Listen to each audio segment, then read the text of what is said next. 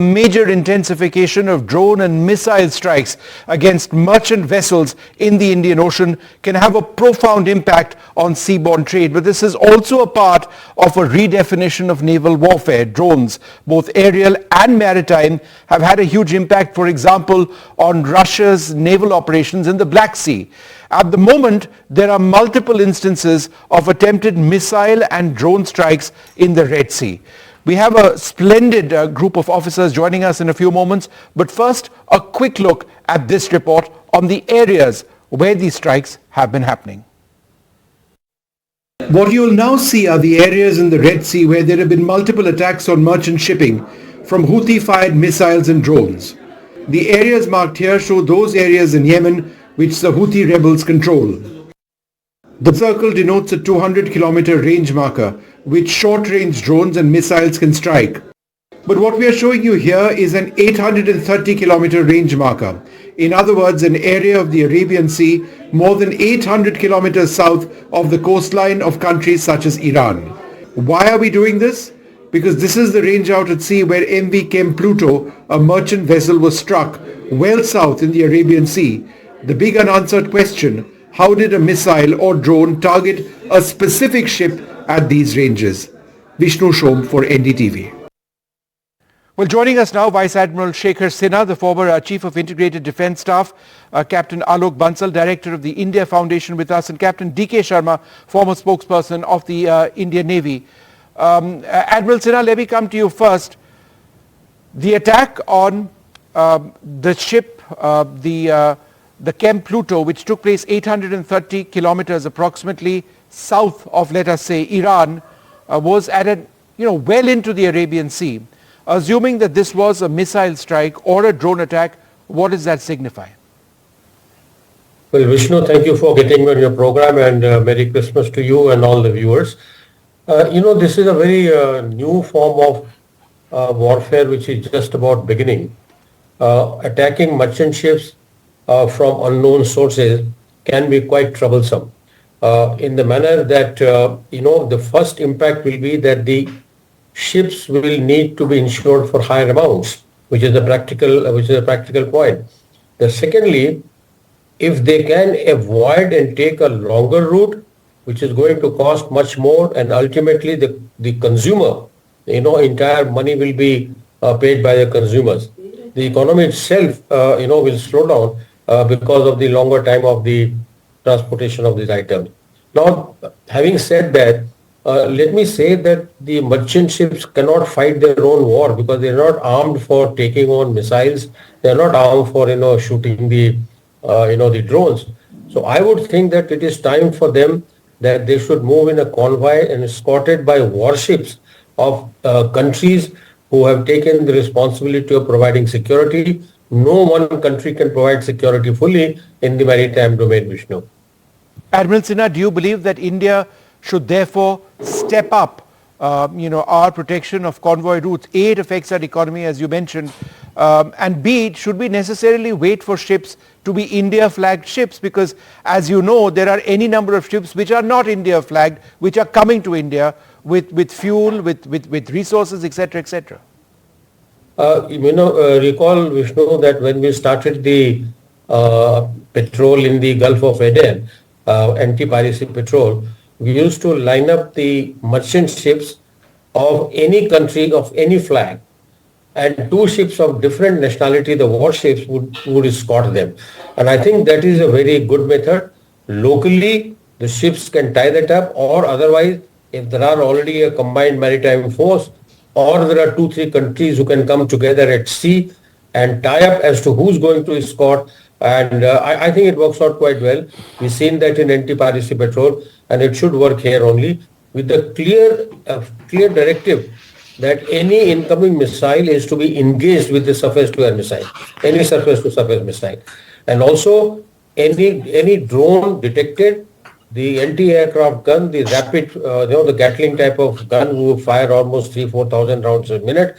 They are the ones which are to be activated in the direction of the attack, irrespective where is it coming from. Yeah. Captain Bansal, then of course there is the larger issue of what is the world doing about areas in Yemen held by the Houthis. The fact of the matter is that there are dozens of ships which have been targeted so far. Several have been hit.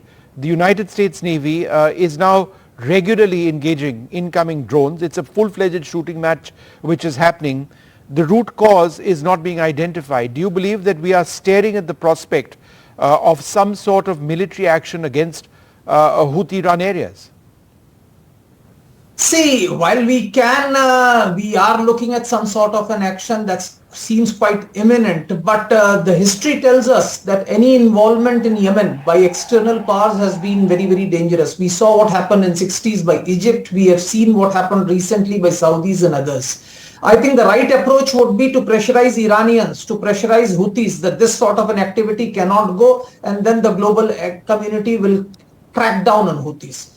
Because if Iran is pressurized, and I think countries like India can play a major role, because India is still perceived to be, has good relations both with Iran as well as Saudi Arabia and others. We should be able to bring down, because it is not in the interest of Houthis to continue with this sort of a thing. At the moment, probably they are not realizing it, being non-state actors. And I think under the garb of freedom of navigation of seas, I think a multilateral coalition must emerge for ensuring safety of ships transiting through Red Sea. But what is even more important is this attack which has actually happened close to Indian coast. It's not really very far off, and it's quite far off from Red Sea. The second attack which has happened, and this we need to be very, very careful of. And as of now, there are a lot of statements coming up. Pentagon has said that it's an Iranian drone, but we need to be very, very sure as to where it has emanated from. And I'm sure government of India would like to speak to Tehran and tell them that this sort of a thing, an attack on Indian interests, is unacceptable, because MV Sai Baba may be flagged in Gabon, but for all purposes it was an Indian ship. Yeah. I think owners are Indian, the entire crew was Indians, and that's why the initial reports came as an Indian flagged ship. It may have a flag of convenience of Gabon, but as far as we are concerned, it was an Indian ship and should be treated as such, because all the crew, entire crew was Indian. And I think the owners also have Indian links. In fact, Sure. the name itself indicates that very clearly. Yeah. So I think saying that this is third country and we will not do, I think is not okay. And I think this is an issue which needs to be taken up on priority. And I think the international community, the ships, the countries which are committed to freedom of navigation must come together. And I'm sure if more and more countries come together who are not seen as aligned to one particular bloc, there will be greater pressure on Iran and Houthis to ensure that this sort of attacks do not take place. Because as of now, they are trying to project to the Arab world that they are fighting a war in support of the Arabs in Gaza. Right. Which should not be very clearly evident, and we should make it very clear that this is not in any case that conflict which is taking place Right. in this time. Right. Captain And Vansal, just half a second. I just wanted to go across to Captain Sharma. Captain Sharma, a basic question. How does anybody target, a large ship, 800 plus kilometers south of, let us say, Iran, not suggesting that the attack took place from Iran, it could have been from elsewhere, but there's speculation over there.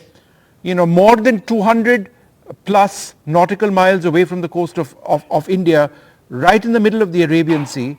How does one target a ship like that? Well, the answer is with you, Vishnu. There is no doubt that it is a very coordinated kind of an operation which has been, started by these people way beyond the Red Sea or the Gulf of Aden, and they have the right coordinates. They know which kind of a ship they are targeting at, and I'm sure they have all the information. If you see 200 nautical miles southwest of Veerabal, which is absolutely bang on mid-sea Arabian Sea. It's no man's land, if you ask me. And it is a very, very dense slot.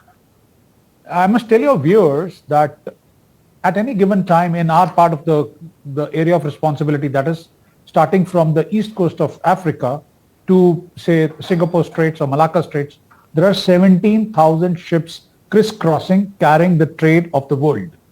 12% of the trade of the world crosses the Suez Canal comes this side, whether it is the crude, whether it is the, the containers, whether it is oil, whether it is energy needs. Now, and pinpointing out of it which ship is having Israeli affiliations, which is the ship which has left XYZ port, is heading for a ABC port, but is affiliated directly, indirectly. So the answers are coming out, as Captain Bansal and Admiral is saying, that it is a new kind of a warfare which has started, which is going to create nuisance in our part of the world, because checking, sanitizing and authenticating who's carrying what, and what kind of, if he is carrying any war kind material, which is a drone or a missile. I don't think it was a missile. It is a drone, but carried by a state actor, a non-state actor. Who are the people, whether this was being fired from a dhow or from a ship, which is, carrying some other thing. So it is a very complex thing, and it will need a very, very diligent kind of an effort by all the players, because no single country can do this.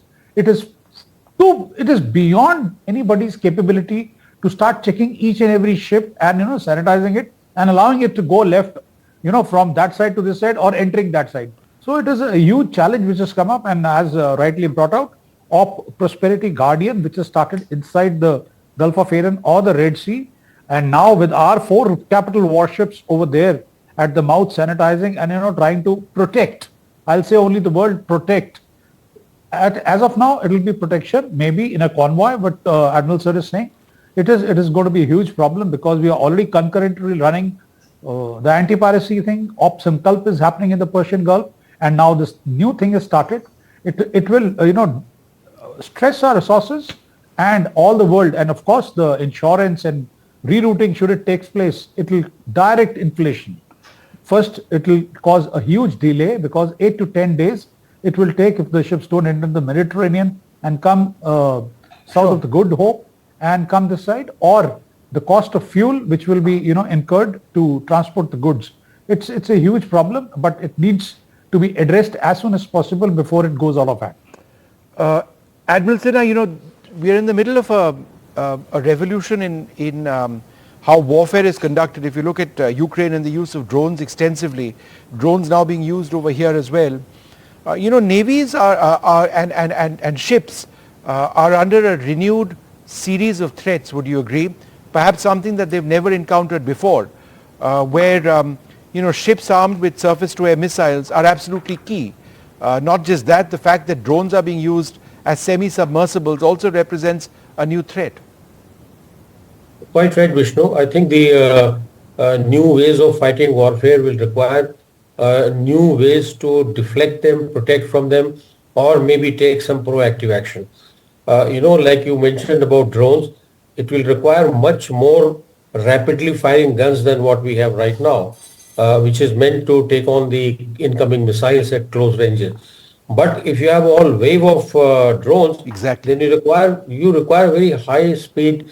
The Gatling gun speeds have to be much higher, and maybe there are 2-3 sets of guns required in one ship. That is number one. But as far as the long range missile is concerned, the one which has been fired, which Captain Sharma was just explaining, these can be intercepted by the SAMs that we have at the moment, surface to air missile, because they're meant to intercept the incoming missile. And that should not be a problem for the Indian Navy at least. But the issue is here, you can only engage the missile, but you're not going to the route from where it has been fired. And that you cannot do, Vishnu, at sea unless the adversary is identified positively and there is a directive that so-and-so is your adversary and they are to be attacked. Now, this is the biggest problem of identification over sea, because it's a very large area, and and confirmed identification requires many more methods of investigation. So therefore, I believe that this is the right time for the United Nations to pitch in. Right. We can get this, the multinational sort of arrangement which Captain Sharma was talking about. Alok Bansal also mentioned that. I think this is what is required right now. But till such that it happens, it's not easy. UN functioning, everybody knows how effective it is. So in the meantime, the flag of convenience or Indian crew on board. Remember, we have just got the Terrorist Act through the Maritime Terrorism and Piracy Act through the Parliament, and there it is very clearly mentioned, as long as there are Indian crew, there are Indian nationals on board and their lives have been endangered, we are well within our rights as per our own act to protect them and take action what is required. So I think from that point of view we are okay legally, but then every other country does not have this. And therefore, you can be challenged in a higher court. So I would say that it is right time for the UN to pitch in, maybe United Nations Security Council, because everybody is affected in this, and you should come to some conclusion fairly quickly. Captain Bansal, one silver lining in all of this is that we have been training so hard with some of our closest strategic allies, whether it's the French Navy, the Royal Navy, or the US Navy, that, actually working as part of an international coalition, fighting off this threat can happen seamlessly. Even from a technology standpoint, we are talking with each other. Our systems are much more integrated than they existed even 10 years back. So therefore, it's, when you talk about network-centric warfare, our allies and us can actually talk on that same network, and that helps, doesn't it? See, there is no doubt that Indian Navy, of all the three services, has been operating with foreign navies for a very, very long period of time. In fact, we have been exercising with US Navy, French Navy, Royal Navy. But not only these navies, we have been doing exercises with other navies as well. We have been exercising with Russian Navy. We have even done certain passing exercises with even Iranian Navy in the past. We have had exercises with certain navies in the Gulf as well. So we have the thing, and that is where I was trying to say that unlike many of the other countries that you're talking of, India has the diplomatic reach to reach out to the sources and put diplomatic pressure besides military pressure. Of course, Indian Navy is undoubtedly the most powerful littoral navy as far as Arabian Sea is concerned. There are extra regional forces which may be more powerful than us, but we are certainly the most powerful littoral navy as far as Arabian Sea and the Indian Ocean region is concerned. And I think we should be in the forefront of ensuring that freedom of navigation is not disturbed. And I think we ought to take those actions. And we have had a lot of experience of operating with other navies. So if a coalition needs to be formed, or if multilateral force has to undertake these operations, we are, I think, well suited to undertake these operations. Well, gentlemen, I'd like to thank you very much. It is a new threat, something that we have not seen before, but it does need to be addressed very, very soon. That is absolutely clear. Thank you very much indeed.